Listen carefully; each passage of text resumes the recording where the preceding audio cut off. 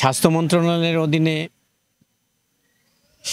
স্বাস্থ্য মন্ত্রণালয় ও স্বাস্থ্য অধিদপ্তরের অধীনে আমরা তৃণমূলে মাঠ পর্যায়ে আমরা কাজ করি। আমরা হচ্ছি স্বাস্থ্য স্বাস্থ্য পরিদর্শক, সহকারী স্বাস্থ্য পরিদর্শক এবং স্বাস্থ্য সহকারীগণ।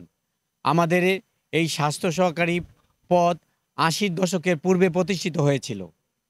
তখন আমাদের যে এই মান মর্যাদা ছিল, আমাদের বেতন গ্রেড এবং যে নিয়োগ বিধি ছিল, সেই নিয়োগ বিধিতে আমরা যে অবস্থানে ছিলাম, আমাদের থেকে আরও অন্যান্য পেশাজীবী যারা ছিল তাদের মান মর্যাদা, বেতন গ্রেড, তাদের এই শিক্ষাগত যোগ্যতা সবারই আপগ্রেড হয়েছে, কিন্তু আমাদের এখনও সে ব্যাপারে কোনো আপগ্রেড হয় নাই।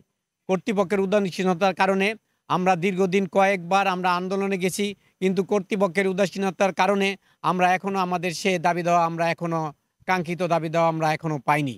তাই আমরা এখন আমাদের দেয়ালে পিঠ থেকে গেছে। এখন আমাদের চারদিকে একটা দেয়ালের মতো একটা প্রাচীর তৈরি হয়ে গেছে। এখন আমাদের আন্দোলন ছাড়ার কোনো গতি নেই। সেজন্য স্বাস্থ্য পরিদর্শক, সহকারী স্বাস্থ্য পরিদর্শক এবং স্বাস্থ্য সহকারী অ্যাসোসিয়েশনের আমরা কেন্দ্রীয় সমন্বয় পরিষদের মাধ্যমে একটা কর্মসূচি ঘোষণা করেছি। সেই কর্মসূচির বাস্তবায়নের জন্য আজকে ২৪শে জুন ২০২৫ সারা বাংলাদেশের প্রতিটা উপজেলা স্বাস্থ্য কমপ্লেক্সে সকল তৃণমূলের সকল স্বাস্থ্য সহকারীগণ অবস্থান কর্মসূচি পালন করবে আমাদের এই দাবি দেওয়া বাস্তবায়নের জন্য। প্রস্তাবিত ৬ দফা দাবিসমূহ: নিয়োগ ১ নম্বর, নির্বাহী আদেশের নিয়োগ বিধি সংশোধন, শিক্ষাগত যোগ্যতা স্নাতক সমমান করে ১৪তম গ্রেড প্রদান। ২ নম্বর, ইন সার্ভিস ডিপ্লোমা প্রশিক্ষণের মাধ্যমে টেকনিক্যাল পদমর্যাদা সহ বেতন স্কেল ১১তম গ্রেডের উন্নীতকরণ। ৩ নম্বর, পদোন্নতির ক্ষেত্রে ধারাবাহিকভাবে পরবর্তী উচ্চতর গ্রেড নিশ্চিতকরণ। ৪ নম্বর, পূর্বের নিয়োগ বিধি অনুযায়ী নিয়োগ পেলেও কর্মরত স্বাস্থ্য সহকারী সকল স্বাস্থ্য পরিদর্শকদের অভিজ্ঞতার আলোকে স্নাতক পাস স্কেল আত্মীকরণ করতে হবে।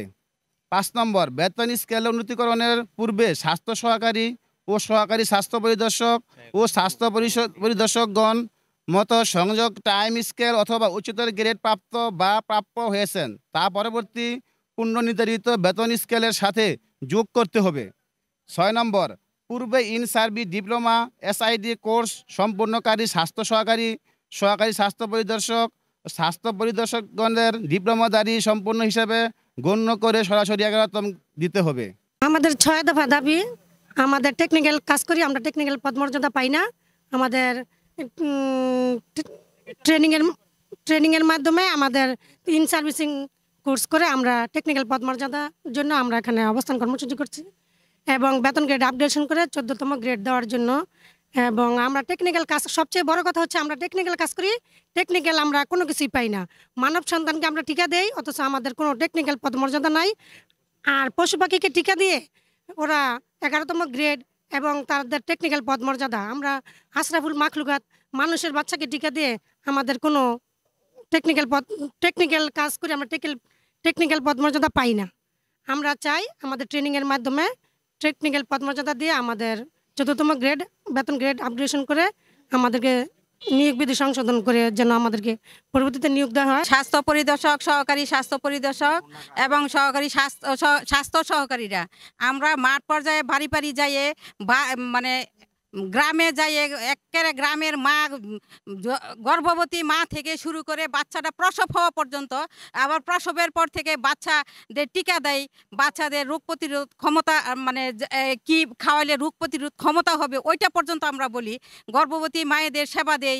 তারপরে আমরা ওই যে যক্ষাকণ, তারপরে ডায়রিয়া, ডেঙ্গু, তারপরে ওই যে পোলিও নির্মূল করছি। আমরা সারা বাংলাদেশে পোলিও নির্মূল করছি, আমাদের মাধ্যমে পোলিও নির্মূল হয়েছে। কিন্তু এই পোলিওর জন্য আমাদের পুরস্কারও প্রাপ্ত হয়েছে, কিন্তু আমাদের কেউ চিনে না।